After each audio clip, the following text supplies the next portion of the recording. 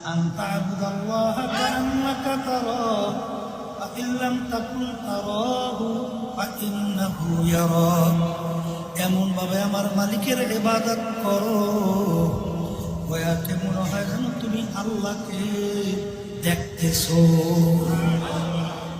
ওই অবস্থা যদি ভিতরে তৈরি না হয় অন্তত এতটুকু খেয়াল করো, যদিও নাকি আমার মালিককে আমি দেখি না, আমার মালিক তো আর অন্ধ না, আমার মালিক তো আমাকে দেখে।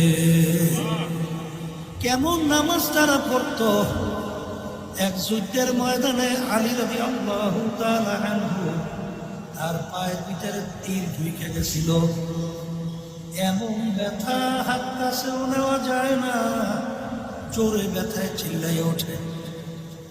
আল্লাহ রাসূল সাল্লাল্লাহু আলাইহি ওয়াসাল্লাম বলেন, আলী যখন নামাজের ভিতরে দাঁড় হবে তখন তোমরা তীর খুইলা ফেলাইও। এগুলো কি বুঝার জিনিস না বুঝবার জিনিস না বুঝাবার জিনিস? একই বুঝাইয়া পারা যায় কোনোদিন সম্ভব? তীর হাত কাছেও নেওয়া যায় না, ব্যথায় চিল্লায়। আল্লাহ রাসূল সাল্লাল্লাহু আলাইহি ওয়াসাল্লাম বলেন, আলী যখন নামাজে দাঁড় হবে তখন তীর খুলিয়া ফেলা। কি ব্যাপার? আলী রাদিয়াল্লাহু তাআলা নামাজে দাঁড় হইল, তীর ধইরা টানে।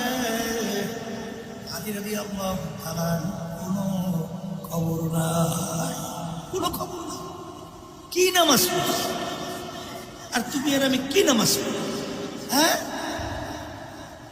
এই নামাজকে ঠিক করার জন্য তো আল্লাহর জিকির বেশি করা লাগে।